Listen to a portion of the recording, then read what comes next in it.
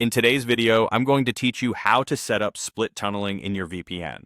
Split tunneling lets you decide which apps go through the VPN and which ones connect directly to the internet. It's useful when you want privacy for most tasks, but need a specific app to behave as if the VPN weren't there.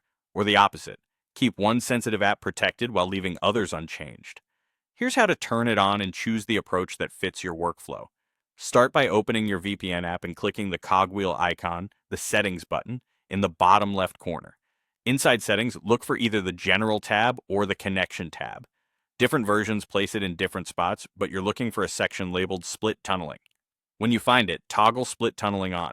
This switch activates the feature and unlocks the options you'll use to control app behavior. Next, pick the mode that matches your goal.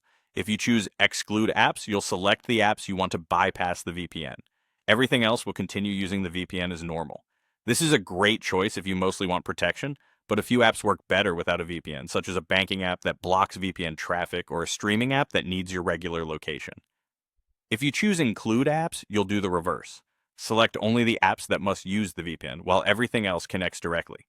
This is helpful when you only need the VPN for specific tools, maybe your work email client or a secure browser, while leaving casual browsing or gaming outside the tunnel for better speed. After you pick Exclude or Include, select your apps from the list the VPN provides.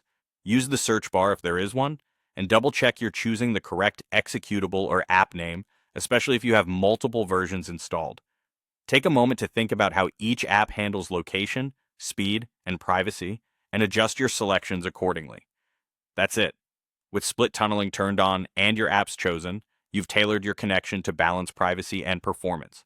You can revisit settings anytime to fine-tune these choices or switch between Exclude and Include if your needs change.